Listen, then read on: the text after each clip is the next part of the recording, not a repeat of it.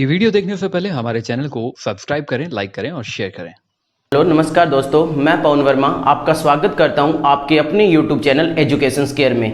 तो आज दोस्तों हम शुरू करने जा रहे हैं हमारी एक इंग्लिश ग्रामर की सीरीज को, जिसमें क्लास 6 से लेके कंपटीशन तक कोई भी जो बच्चा तैयारी कर रहा है वो इस वीडियो को देख के, इस पूरी सीरीज को देख के अपने बेसिक कॉन्सेप्ट को क्लियर कर सकता है, अपने ग्रामर को सीख सकता है, ग्रामर को मजबूत कर सकता है। तो आज की जो हमारी वीडियो रहेगी, ये वीडियो रहेगी कुछ बेसिक चीज़ों के बारे में। तो चलिए शुरू करते हैं बिना टाइम गवाए हुए आज की अपनी वीडियो। देखो भाई, सबसे पहले मेरा आप सभी से क्वेश्चन है कि अल्फ़ाबेट क्या होता है।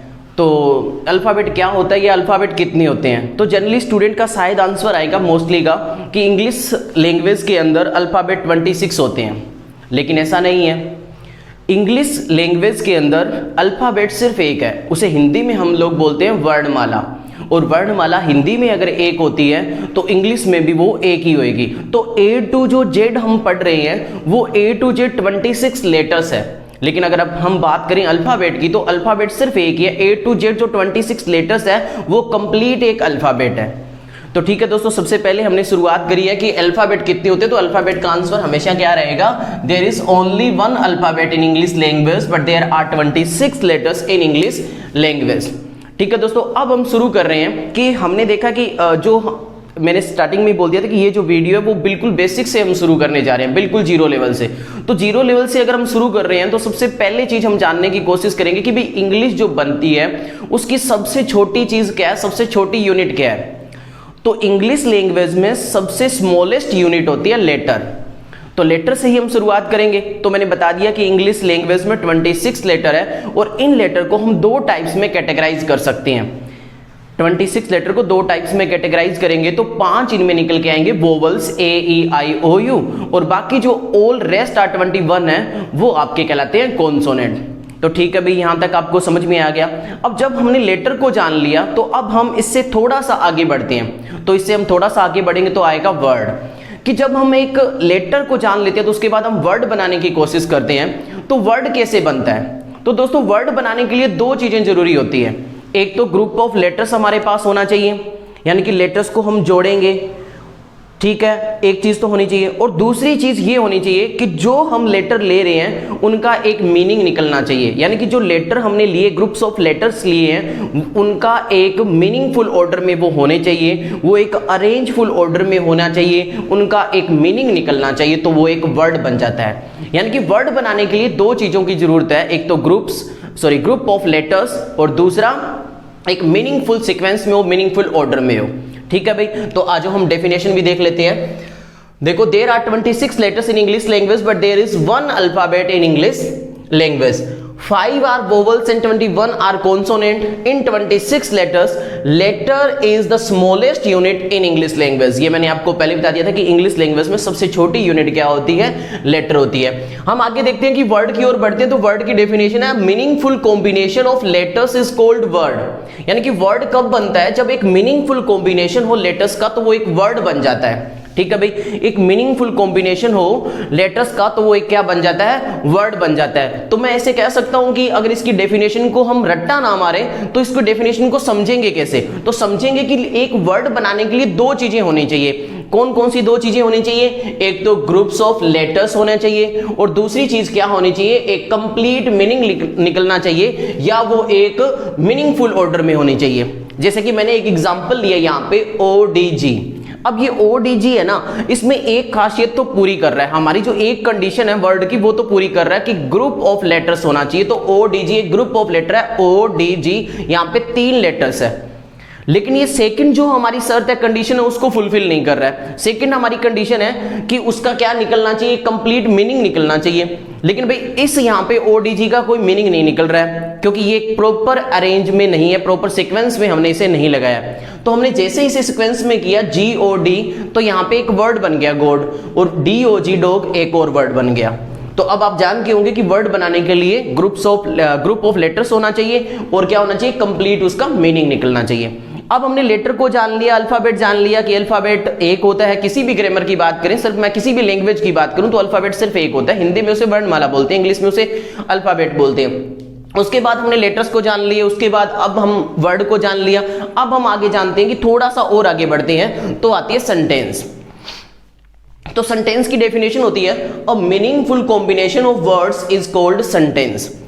यानी कि सेंटेंस बनाने के लिए क्या चाहिए, दो चीजें फिर चाहिए हमें, कि एक तो मीनिंगफुल कॉम्बिनेशन, वर्ड्स का कौन सा कॉम्बिनेशन होना चाहिए, कॉम्बिनेशन तो हो यानी कि ग्रुप ऑफ वर्ड्स तो हो, लेकिन उनका एक मीनिंग निकलना चाहिए, तो एक सेंटेंस बन जाती है। तो इसी को हम देख सकते हैं कि सेंटेंस को भी हम दो टाइप में, सेंटेंस के भी हम दो पार्ट कर सकते हैं कि दो कंडीशन होनी चाहिए, क्या भी ग्रुप्स ऑफ वर्ड्स होना चाहिए और क्या होना चाहिए भाई, कंप्लीट मीनिंग निकलना चाहिए। कंप्लीट मीनिंग अगर निकल रहा है, ग्रुप्स ऑफ वर्ड है, अगर ग्रुप ऑफ वर्ड्स है तो वो क्या बन जाएगी, सेंटेंस बन जाएगी। ठीक है दोस्तों, अब हम इसकी देखो आगे एग्जांपल देख लेते हैं। जैसे मैंने एक एग्जांपल लिखा, boy a Ram good is, मैंने एग्जांपल क्या लिखा, boy a Ram good is. अब बताओ यहां पे सेंटेंस की जो दो कंडीशन होती है उसमें से एक कंडीशन मैंने फुलफिल कर दी। एक कंडीशन क्या, कि ग्रुप ऑफ वर्ड्स होने चाहिए, तो यहां पे ग्रुप ऑफ वर्ड है, boy a Ram good is, ये एक ग्रुप ऑफ वर्ड है। लेकिन इसकी सेकंड कंडीशन ये फुलफिल नहीं कर रही, क्योंकि ये एक मीनिंगफुल सीक्वेंस में नहीं है, ऑर्डर में नहीं है, तो इसका मतलब नहीं निकल रहा, कुछ भी कोई मतलब निकल रहा है भाई, boy a Ram good is नहीं निकल रहा। लेकिन जैसे ही मैंने इसे एक सीक्वेंस में लगा दिया, मैंने इसे मीनिंगफुल ऑर्डर में लगा दिया, तो अब बन जाएगा Ram is a good boy, तो अब ये सेंटेंस बन गई। तो सेंटेंस बनाने के लिए दो चीजें चाहिए, ग्रुप ऑफ वर्ड्स होना चाहिए और उनका एक मीनिंग निकलना चाहिए, तब वो एक सेंटेंस कहलाती है। हमें डेफिनेशन को रटना नहीं है, ठीक है अभी। और एक सेंटेंस के जो मेजरली टू पार्ट्स में हम कैटेगराइज कर सकते हैं, एक सेंटेंस को दो पार्ट होते हैं एक सेंटेंस में, two parts of a sentence, subject and predicate. एक होता है सब्जेक्ट, एक होता है प्रेडिकेट। देखो भाई, जैसे Ram is a good boy, आपको एग्जांपल दिख रहा है, तो राम इसमें क्या है, सब्जेक्ट है, और जो राम के बाद में जितना भी पूरा पड़ा है ना, इज अ गुड बॉय, ये एक प्रेडिकेट कहलाता है। अब प्रेडिकेट क्या होता है वो मैं आपको बता देता हूं, सब्जेक्ट की डेफिनेशन हम नीचे देखेंगे अच्छे से। प्रेडिकेट क्या होता है, सब्जेक्ट के बाद में जितना भी जो पार्ट बचता है, जो सेंटेंस को कंप्लीट करने के काम आता है, यानी कि जो सेंटेंस को कंप्लीट कर रहा है, वो सारा का सारा पार्ट क्या कहलाता है, प्रेडिकेट कहलाता है। उसमें वर्ब भी होती है, उसमें ऑब्जेक्ट भी हो सकता है, उसमें कॉम्प्लीमेंट भी हो सकता है। ठीक है भाई, अभी समझ में आ गया प्रेडिकेट के बारे में। अब हम आगे जान लेते हैं थोड़ा सा और। ठीक है भाई, ये हो गया।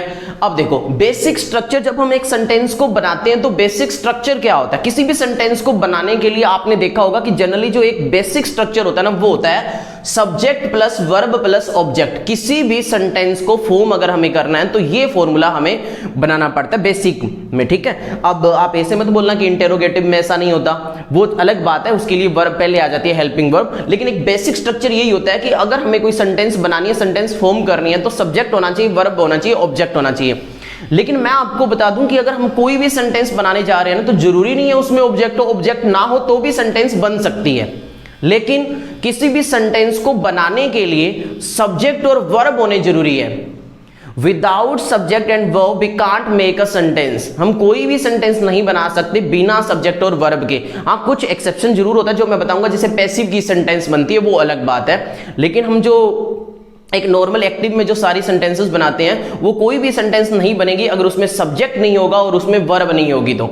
ठीक है भाई, तो देखो यहां पे यही लिखा है कि basic structure of a sentence, subject plus verb plus object, but without subject and verb we can't make a sentence. जैसे मैंने एक एग्जांपल दे दिया, आई एम प्लेइंग फुटबॉल। अब ये एक एग्जांपल है, आई एम प्लेइंग फुटबॉल। अब इसमें आई क्या है, ये एक सब्जेक्ट है। अब सब्जेक्ट कहते हैं किसे, पहले इसकी डेफिनेशन देख लो। तो सब्जेक्ट की डेफिनेशन है, सब्जेक्ट इज द पर्सन और थिंग दैट डूइंग एक्शन और अबाउट हुम द सेंटेंस। यानी कि सब्जेक्ट एक क्या है, व्यक्ति है या वो चीज है जो काम करता है, सेंटेंस में काम कर रहा हो, या क्या हो जिसके बारे में सेंटेंस हो। यानी कि जिसके बारे में सेंटेंस हो वो भी सब्जेक्ट कहलाएगा, और जो एक्शन करने वाला है वो भी सब्जेक्ट कहलाएगा। तो ठीक है भाई, अब देखो इसमें आई एम प्लेइंग फुटबॉल है, आई एम प्लेइंग फुटबॉल। तो इसमें आई क्या कर रहा है, यहाँ पे आई के द्वारा एक्शन किया जा रहा है, और वो एक्शन किया क्या जा रहा है, फुटबॉल खेलने का। वो फुटबॉल खेल रहा है, वो उसका एक एक्शन है। तो यहाँ पे आई क्या है, एक सब्जेक्ट है, और फुटबॉल जो है वो क्या है, ऑब्जेक्ट है। अब ऑब्जेक्ट की डेफिनेशन भी देखेंगे। तो मैं आपको बता दूं कि सब्जेक्ट बनने के लिए दो चीजें होनी चाहिए, यानी कि इन दोनों कंडीशन में से कोई एक अगर पूरी करता है ना, तो वो सब्जेक्ट कहलाएगा। या तो वो डूअर ऑफ एन एक्शन हो, यानी कि एक्शन को करने वाला होना चाहिए सेंटेंस में, तो वो सब्जेक्ट कहलाएगा। अगर उस सेंटेंस में एक्शन नहीं हो रहा है तो जिसके बारे में सेंटेंस हो वो सब्जेक्ट कहलाएगा। इन दोनों में से कोई भी एक कंडीशन पूरी होती है तो वो हमारी सेंटेंस का सब्जेक्ट बन जाता है। जैसे इसमें आई एम प्लेइंग फुटबॉल है तो इसमें एक्शन कौन कर रहा है, आई कर रहा है, एक्शन हो रहा है, तो यहां पे आई क्या है, सब्जेक्ट है। अब ऐसे ही सेकंड सेंटेंस देखो, second sentence I am playing है, इसमें भी मैं खेल रहा हूं बताया जा रहा है, तो आई भी क्या है, यहां पे सब्जेक्ट है। लेकिन एक सब्जेक्ट देखो यहां पे मैंने नीचे लिखा है, वो देखो कि Shri Ganganagar is a nice city. यहां पे श्री गंगानगर के बारे में बताया जा रहा है। क्या श्री गंगानगर कोई एक्शन कर रहा है इस सेंटेंस में, नहीं कर रहा, लेकिन जिसके बारे में सेंटेंस हो वो भी क्या होता है, सब्जेक्ट होता है। तो यहां पे हमारा श्री गंगानगर है वो भी क्या बन जाएगा, सब्जेक्ट बन जाएगा हमारी सेंटेंस का। तो श्री गंगानगर के बारे में है सेंटेंस, तो श्री गंगानगर क्या है, हमारा सब्जेक्ट है। ठीक है भाई, अब आगे देखो। अच्छा, मैंने आपको एक चीज बताई थी कि अब मैं आता हूं वापस पीछे वाली चीज पे। मैंने जो चीज बताई थी जो बीच में छोड़ी थी कि कोई भी सेंटेंस है ना वो बिना सब्जेक्ट और वर्ब के नहीं बन सकता, ऑब्जेक्ट ना हो तो चलेगा। तो उसके एग्जांपल देखो भाई, जैसे मैंने लिखा आई एम प्लेइंग फुटबॉल, तो यहां पे तो सब्जेक्ट भी है, ऑब्जेक्ट भी है, और प्लेइंग क्या है, एक वर्ब भी है।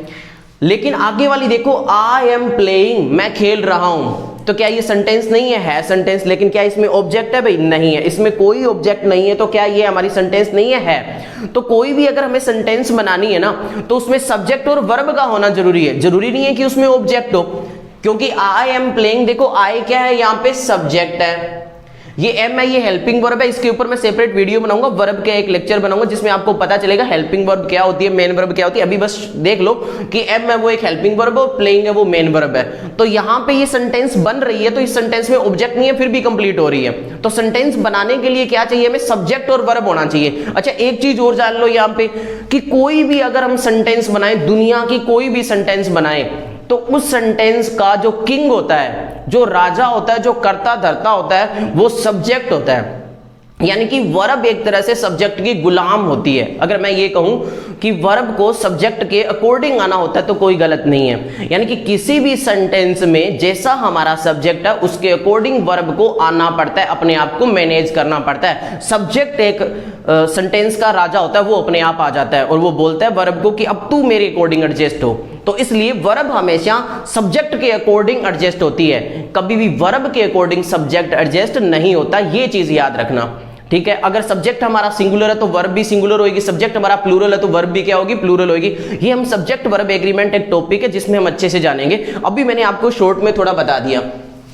ठीक है भाई, तो देखो जैसे एग्जांपल यहां पे देखो, आई एम प्लेइंग, आई हमारा सब्जेक्ट है तो इसके साथ हेल्पिंग वर्ब एम आ रहा है। लेकिन जैसे ही ये सब्जेक्ट बना दे क्या है, एक प्लूरल है, तो दे के साथ क्या आ गया, आर। तो इसीलिए बोलते हैं कि सेंटेंस में सब्जेक्ट एक क्या होता है, किंग होता है, उसके अकॉर्डिंग वर्ब आती है, वर्ब को उसके अकॉर्डिंग अपने आप को एडजस्ट करना पड़ता है। ठीक है भाई, तो ये आपको शायद समझ में आ गया होगा। आगे देखो, ही प्लेज, वह खेलता है, तो ये मैंने सिर्फ एग्जांपल देके बताया है कि ये भी एक सेंटेंस बन रही है। और इस सेंटेंस में जो प्ले वर्ब आई है वो वर्ब किसके अकॉर्डिंग आई है, वो वर्ब आई है उसके सब्जेक्ट के अकॉर्डिंग। यहाँ पे ये एस या ईएस लगा के हमने इस वर्ब को सिंगुलर बनाया। अच्छा, मैं एक चीज और भी एक और बता देता हूँ आपको कंसेप्ट। मैं चाहता हूँ कि इस वीडियो में जितनी बेसिक नॉलेज हो आपको दे दूं, तो हो सकता है थोड़ी सी बड़ी हो जाए वीडियो, पर सारी इंफॉर्मेशन आपको मिल जाएगी। देखो, दुनिया की जो वर्ब होती है ना, अपने आप में वो सारी की सारी प्लूरल होती है, याद रखना। नाउन अपने आप में सिंगुलर होती है, वर्ब अपने आप में प्लूरल होती है। यानी कि आपने राइट बोला, प्ले बोला, सिंग बोला, डांस बोला, लर्न बोला, ठीक है, तो ये सारी की सारी अपने आप में प्लूरल होती है। उसको सिंगुलर बनाने के लिए हम उसके साथ एस या ईएस लगाते हैं। ठीक है, याद रखना कि कहीं ये मत सोच लेना कि वर्ब के साथ एस या ईएस लग गया तो वो प्लूरल बन गई, नहीं। वर्ब के साथ एस या ईएस लगने से वो सिंगुलर बनता है, नाउन के साथ एस या ईएस लगने से वो प्लूरल बनती है। तो यहाँ पे हमारा सब्जेक्ट देखो ही है, वो सिंगुलर है, इसीलिए हमने वर्ब को भी सिंगुलर बनाया है। क्यों? क्योंकि हमने अभी पढ़ा है कि जैसा सब्जेक्ट होगा वैसा वर्ब को होना पड़ेगा। सॉरी भाई, कि जैसा हमारा सब्जेक्ट है वैसा वर्ब को होना पड़ेगा, क्योंकि सब्जेक्ट क्या है, किसी सेंटेंस का किंग है, उसके अकॉर्डिंग आना पड़ेगा। तो इसीलिए हमारा सब्जेक्ट यहाँ पे सिंगुलर है तो वर्ब भी क्या होगी, सिंगुलर होगी। ठीक है भाई, यहां तक आई होप सभी को समझ में आ गया होगा।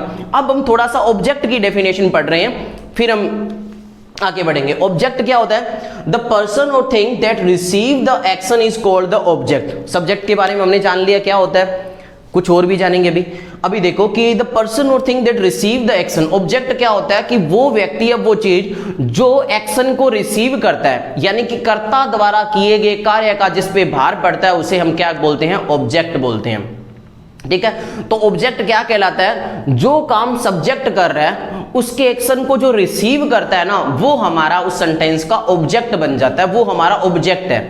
जैसे एग्जांपल में आपको देखने को मिलेगा, एग्जांपल, हाँ जी, हाँ कहाँ है भाई एग्जाम्पल, हाँ जी ये एग्जाम्पल देखो, आई एम प्लेइंग फुटबॉल, तो यहाँ पे आई एक सब्जेक्ट है, एम हेल्पिंग वर्ब है और प्लेइंग एक मेन वर्ब है। तो यहाँ पे जो वो आई के द्वारा काम क्या किया जा रहा है, आई के द्वारा खेलने का काम किया जा रहा है। और क्या खेलने का काम किया जा रहा है, फुटबॉल।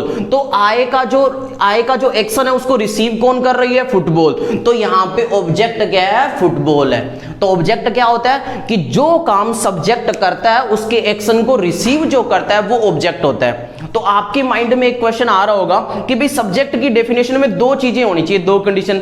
एक तो कि जो एक्शन करता है या तो वो होना चाहिए कि कोई एक्शन हो तो एक्शन करने वाला सब्जेक्ट कहलाता है, या जिसके बारे में सेंटेंस हो तो क्या कहलाता है, सब्जेक्ट कहलाता है। तो क्या जिस सेंटेंस में हमारा जो सब्जेक्ट सेंटेंस का सब्जेक्ट है वो अगर कोई एक्शन नहीं कर रहा है तो क्या उसमें कोई ऑब्जेक्ट नहीं होगा, तो बिल्कुल सही बात है, नहीं होगा। यानी कि किसी सेंटेंस में ऑब्जेक्ट तभी होगा जब उस सेंटेंस का हमारा जो सब्जेक्ट है वो एक्शन को कर रहा है, क्योंकि एक्शन को रिसीव करने वाला ऑब्जेक्ट कहलाता है। अगर कोई सेंटेंस का सब्जेक्ट एक्शन नहीं कर रहा है तो उसमें ऑब्जेक्ट नहीं होगा। जैसे कि मैंने एक सेंटेंस लिखी है, Shri Ganganagar is a nice city. तो श्री गंगानगर है, वो श्री गंगानगर के बारे में है सेंटेंस, तो श्री गंगानगर हमारा यहाँ पे सब्जेक्ट है। लेकिन क्या श्री गंगानगर कोई एक्शन कर रहा है, नहीं कर रहा। तो एक्शन अगर नहीं कर रहा तो इसमें फिर क्या है, ऑब्जेक्ट नहीं होगा। तो इसमें ऑब्जेक्ट नहीं है, ध्यान रखना, इज अ नाइस सिटी है, ये ऑब्जेक्ट नहीं है। इज से लेके अगर मैं नाइस सिटी बोलूं तो इसको बोलते हैं प्रेडिकेट, क्योंकि जो सब्जेक्ट के बारे में जो भी चीज है उसको प्रेडिकेट बोलते हैं। अब जो नाइस सिटी है इसको कॉम्प्लीमेंट में बोल सकता हूं, इसको क्या बोलते हैं, कॉम्प्लीमेंट। कॉम्प्लीमेंट वो वाला नहीं, तारीफ करने वाला। कॉम्प्लीमेंट उसको कहते हैं कि हम जो सेंटेंस है उसको पूरा करने के लिए जो वर्ड लगाते हैं ऑब्जेक्ट के अलावा, वो कॉम्प्लीमेंट होता है। ठीक है, अब ऑब्जेक्ट तो इसमें है नहीं, तो ये कॉम्प्लीमेंट है सेंटेंस को पूरा करने का। ये हमारे सब्जेक्ट के बारे में एडिशनल इंफॉर्मेशन दे रहा है एक तरह से। ठीक है भाई, तो ये कॉम्प्लीमेंट कहलाता है। तो ये चीज आपको समझ में आ गई।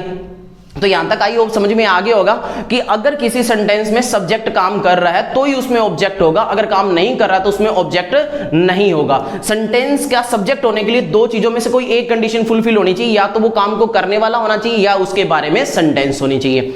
अब आगे हम बढ़ते हैं। देखो मैंने कुछ एग्जांपल लिख रखे हैं, नीचे आपको दिख रहे होंगे कि बाइक चोरी हो गई, उसे पीटा गया, उसे गली में पीटा गया, मैंने उसकी सहायता की। ये कुछ सेंटेंस है। अब आप देखो, मैंने बोला बाइक चोरी हो गई, तो अब आपसे मैंने एक क्वेश्चन पूछा कि बताओ इस सेंटेंस में सब्जेक्ट कौन है। सब्जेक्ट कौन है, ये क्या है? तो बहुत से स्टूडेंट तुरंत रिप्लाई कर देंगे कि भाई बाइक इसमें एक सब्जेक्ट है, लेकिन ऐसा नहीं है। ऐसा नहीं है क्योंकि मैंने बोला कि सब्जेक्ट होने के लिए दो चीजों में से एक होनी चाहिए। क्या होनी चाहिए? एक, या तो वो सेंटेंस उसके बारे में होनी चाहिए या वो एक्शन करने वाला है वो सब्जेक्ट होता है। इन दोनों में से कोई एक कंडीशन फुलफिल करता है तो वो सब्जेक्ट होता है। लेकिन यहां पे देखो बाइक चोरी हो गई, बाइक के बारे में सेंटेंस जरूर है लेकिन इसमें एक्शन भी हो रहा है। एक्शन हो रहा है या नहीं हो रहा? बाइक को चोरी किया गया तो वो एक काम है या नहीं है? है एक काम। तो बाइक अगर चोरी हुई है तो उसमें एक्शन हुआ है, तो एक्शन को करने वाला सब्जेक्ट होता है। अगर किसी सेंटेंस में एक्शन हो रहा है, काम हो रहा है, तो उसको करने वाला सब्जेक्ट कहलाता है। अब बाइक तो चोरी हुई है बेचारी, उसने कहां काम किया? अपने आप को अपने आप नहीं चुरा लिया, ऐसा तो हो नहीं सकता। तो बाइक को चोरी करने वाला है वो इस सेंटेंस का सब्जेक्ट है। तो फिर बाइक क्या है? बाइक ने उस एक्शन को रिसीव किया है। तो बाइक यहां पे क्या है? हमारा इस सेंटेंस का ऑब्जेक्ट है। ये सेंटेंस एक पैसिव की सेंटेंस है। तो पैसिव में सेंटेंस ऐसे हो सकती है जिसको आप हिंदी में बोलोगे तो आपको ऐसे लगेगा कि ये सेंटेंस उसके बारे में है तो ये सब्जेक्ट है, लेकिन ऐसा नहीं है। उसमें चेक करो कि अगर एक्शन उस सेंटेंस में हो रहा है तो एक्शन हो रहा है, और एक्शन अगर वो नहीं कर रहा है जिसके बारे में सेंटेंस है तो वो हमारा सब्जेक्ट नहीं होगा। वो देखो कि उसका रिसीव कर रहा है एक्शन को, अगर रिसीव कर रहा है तो वो फिर ऑब्जेक्ट हो जाएगा। जैसे इसमें रिसीव कर रहा है, देखो बाइक चोरी होगी, बाइक चोरी करने वाला है ना, वो सब्जेक्ट है, बाइक तो नहीं है ना, तो बाइक यहां पे ऑब्जेक्ट है। तो इसको हम पैसिव में किस तरह से बनाते हैं? इसको पैसिव में इस तरह से हम बना सकते हैं, बाइक वॉज स्टोलन। क्या लिखेंगे हम?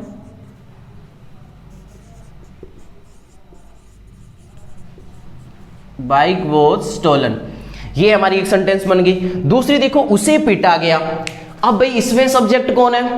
तो फिर वही बात है, उसे पीटा गया है, सेंटेंस उसके बारे में है लेकिन एक्शन भी तो हो रहा है। अब एक्शन बेचारे को, उसको तो पीटा गया, उसने तो एक्शन किया नहीं, एक्शन तो उस बंदे ने किया, उन्होंने किया जिसने उसको पीटा है। तो सब्जेक्ट तो हमारा वो है, तो इसमें जो वो है जिसे उसे बोला है हमने, वो हमारा क्या बन जाएगा, यहाँ पे ऑब्जेक्ट बन जाएगा। उसे पीटा गया, यानी कि ये सब्जेक्ट भी, ये सेंटेंस भी हमारी क्या है, पैसिव की है। He was beaten, he was beaten. Third ऐसे ही है, उसे गली में पीटा गया, तो वो एक ही बात होगी, he was beaten in the street. ठीक है, उसे गली में पीटा गया, तो यहां पर भी उसे जो है वो हमारा क्या है, ऑब्जेक्ट है, क्योंकि एक्शन को रिसीव कर रहा है, बेचारा मार खाई जा रहा है, मार खाई जा रहा है, तो ये तो हमारा क्या है, ऑब्जेक्ट है। जो एक्शन को रिसीव करे वो ऑब्जेक्ट होता है, ध्यान रखना। तो आप ये गलती मत करना कि जिसके बारे में सेंटेंस हो वो क्या होगा, सब्जेक्ट है। जिसके बारे में सेंटेंस हो, मैं कह रहा हूं वो सब्जेक्ट होता है, लेकिन उसमें ध्यान रखो, उसमें फिर एक्शन नहीं होना चाहिए। अगर उसमें कोई एक्शन हो रहा है और उसके बारे में सेंटेंस है, और जिसके बारे में सेंटेंस है वो एक्शन नहीं कर रहा, एक्शन कोई और ही कर रहा है, थर्ड बंदा ही कर रहा है, तो फिर इसका मतलब वो एक्शन को रिसीव कर रहा है। चेक करो कि वो एक्शन को रिसीव कर रहा है क्या, और अगर वो एक्शन को रिसीव कर रहा है तो वो फिर हमारे सेंटेंस का ऑब्जेक्ट बन जाएगा, सब्जेक्ट नहीं रहेगा। इन चीज को ध्यान रखना भाई। बेसिकली ये पैसिव में ही होता है, एक्टिव में तो ऐसा होता ही नहीं है। एक्टिव में तो आपको साफ ही पता चल जाएगा, वो खेल रहा है, वो दौड़ रहा है, वो ये कर रहा है, वो कर रहा है, तो आपको पता चल जाएगा कि काम को कर कौन रहा है और एक्शन रिसीव कौन कर रहा है। लेकिन पैसिव में ऐसा हो सकता है, अगर कोई पैसिव में सेंटेंस बोले तो मैंने उसकी सहायता की। हाँ, इसमें देखो भी, अब इसमें एक्शन हो रहा है, एक्शन क्या हो रहा है, हेल्प करने का। वो एक्शन हेल्प कौन कर रहा है, वो एक्शन यानी कि जो एक्शन हो रहा है वो हेल्प हो रही है, वो सब्जेक्ट ही कर रहा है। मैंने सहायता की तो मैं कर रहा हूं, तो मैं इस सेंटेंस का क्या हूं, सब्जेक्ट हूं। तो ये एक एक्टिव की सेंटेंस है, तो क्या बन जाएगी, मैंने उसकी सहायता की, ये पास्ट की बात है तो आई हेल्प्ड हिम हो जाएगा। क्या हो जाएगा भाई, आई हेल्प्ड हिम। अच्छा, इसी को मैं थोड़ा सा देखो चेंज करता हूं, ये तो मैंने लिख दिया कि मैंने उसकी सहायता की, तो आई हेल्प्ड हिम मैंने कर दिया।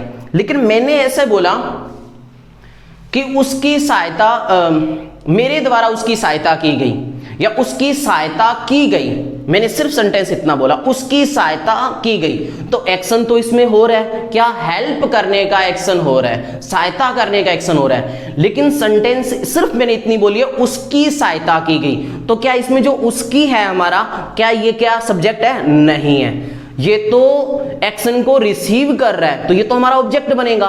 तो इसमें उसकी सहायता की गई, ये हमारा ऑब्जेक्ट है। तो इसमें हम क्या बना देंगे, ही वॉज हेल्प्ड, इसको इस तरह से हम बना देंगे, ये पैसिव की सेंटेंस है। तो याद रखना, सब्जेक्ट और ऑब्जेक्ट को पहचानने में कभी गलती नहीं करना। आई होप आपको सारी चीजें समझ में आ रही होगी। बस अब छोटी सी एक दो बातें हो रही, फिर आज की वीडियो को हम यहीं विराम देंगे, ज़्यादा लंबी नहीं होगी वीडियो, लेकिन मैं चाहता हूं कि काफ़ी ज़्यादा आपको बेसिक इन्फॉर्मेशन दे दूं, इसीलिए इसी वीडियो में काफ़ी कुछ करवाने की कोशिश कर रहा हूं। अच्छा, अभी हम एक चीज़ और देख लेते हैं, वो है कि किसी सेंटेंस का जो हमें सब्जेक्ट अगर बनाना हो, किसी सेंटेंस का अगर हमें सब्जेक्ट बनाना हो, तो सब्जेक्ट किसी सेंटेंस की क्या क्या चीज़ें बन सकती हैं।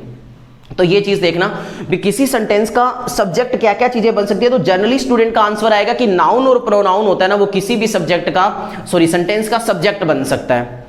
लेकिन नाउन और प्रोनाउन बिल्कुल सही है, लेकिन इनके अलावा दो चीजें और होती है जो किसी भी सेंटेंस में एज अ सब्जेक्ट आ सकती है।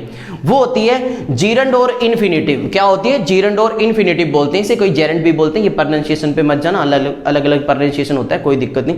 देखो, नाउन, प्रोनाउन, जेरेंड और इन्फिनेटिव। तो नाउन और प्रोनाउन तो आप जानते हो, किसी का नाम हो किसी चीज के बारे में, तो वो हमारी क्या होती है, नाउन होती है, वो सब्जेक्ट बन सकता है। प्रोनाउन आप जानते हो कि नाउन की जगह जो जिन वर्डों का यूज करते हैं, जिन वर्ड्स का हम यूज करते हैं, जैसे ही, शी, इट, दे, वो क्या कहलाते हैं, प्रोनाउन। तो वो तो सब्जेक्ट बन ही जाते हैं। जैसे मैंने बोला ही इज प्लेइंग क्रिकेट, तो वहां पे ही क्या है, सब्जेक्ट है। इसके अलावा दो और चीजें सब्जेक्ट बन सकती है, वो है जेरेंड और इन्फिनेटिव। वैसे मैं इसके ऊपर एक सेपरेट वीडियो बनाऊंगा कि जेरेंड और इन्फिनेटिव क्या होती है, लेकिन अभी मैं आपको बता दूं, क्योंकि मैं आपको बता रहा हूं कि सब्जेक्ट क्या क्या बन सकती है, तो मैं थोड़ा बता दूं कि जेरेंड और इन्फिनेटिव कुछ नहीं होता, ये वर्ब ही होती है। लेकिन जब हम वर्ब के पहले टू लगा दें, वर्ब के पहले टू लगा के उसे एज अ सब्जेक्ट रख दे, सेंटेंस की शुरुआत में रख दे, या एज अ सब्जेक्ट उसे पुट कर दे, तो वो एक नाउन की तरह बन जाती है, नाउन का काम करेगी और वो हमारा सब्जेक्ट बन जाएगी। जैसे कि मैंने यहां पे एग्जांपल लिखा है, to read is a good habit. तो यहां पे रीड क्या है, एक वर्ब है, उससे पहले मैंने टू लगा दिया, तो ये अब टू रीड है ना, ये एक नाउन बन गया।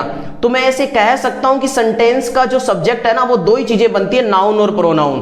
क्यों बनती है? क्योंकि टू रीड है ना, ये एक है तो क्या इन्फिनेटिव, लेकिन ये इन्फिनेटिव क्या है? नाउन ही तो है। वर्ब से पहले मैंने टू लगा दिया तो ये नाउन बन गया, लेकिन इस नाउन का नाम हमने रखा है इन्फिनेटिव, इसलिए हम बोल सकते हैं कि किसी भी सेंटेंस की चार चीजें सब्जेक्ट बन सकती है, तो ये इन्फिनेटिव हो गया। एक मैंने क्या बोला कि वर्ब के साथ अगर हम आईएनजी लगा दें और उसे एज ए सब्जेक्ट पुट कर दे, सेंटेंस की शुरुआत में रख दे, तो अब वो वर्ब नहीं रहेगी, अब वो सब्जेक्ट का काम करेगी। जैसे मैंने लिख दिया reading is a good habit, reading is a good habit, तो रीड के साथ मैंने आईएनजी लगा दिया, reading is a good habit. अब यहां पे जो रीड है वो वर्ब ना रह के क्या बन गई? सब्जेक्ट बन गई, और वो यहां पे एक नाउन का काम कर रही है, इसे हम बोलते हैं जेरेंड। तो एक सेंटेंस का सब्जेक्ट क्या क्या बन सकती है? नाउन बन सकती है, प्रोनाउन बन सकती है, जेरेंड बन सकती है, इन्फिनेटिव बन सकती है। आई होप मैंने जितनी भी चीजें आपको बताई सारी चीजें समझ में आ गई होगी। सब्जेक्ट ऑब्जेक्ट में डिफरेंस कैसे करना है वो पता चल गया होगा। वर्ड सबसे छोटी चीज हमारी क्या होती है? लेटर होती है, उसके बाद वर्ड आती है, फिर सेंटेंस बनती है। सेंटेंस में दो चीजें होती है, मेन पार्ट दो होते हैं, एक क्या होता है? सब्जेक्ट, और बाकी को पार्ट को हम प्रेडिकेट बोलते हैं। बाकी सारी चीजें समझ में आ गई होगी। तो मिलते हैं हम अपनी नेक्स्ट वीडियो में। और सिर्फ मेरी आप सभी से एक गुजारिश है, एक रिक्वेस्ट है कि अगर आपको कोई वीडियो जो हम लेके आ रहे हैं उसमें अगर वीडियो अच्छी लगे तो प्लीज आप लाइक करना, चैनल को सब्सक्राइब करना और उस वीडियो को शेयर कर देना, क्योंकि आपके द्वारा किया गया लाइक शेयर हमें मोटिवेशन देता है, हमें लगता है कि हमें और ज्यादा मेहनत करनी चाहिए। हाँ, और अगर आपको लगे कि भाई कोई कमी रह गई तो भी आप कमेंट करके बताओ, कुछ सीखने को मिला तो आप कमेंट करके जरूर बताना दोस्तों। Thank you so much.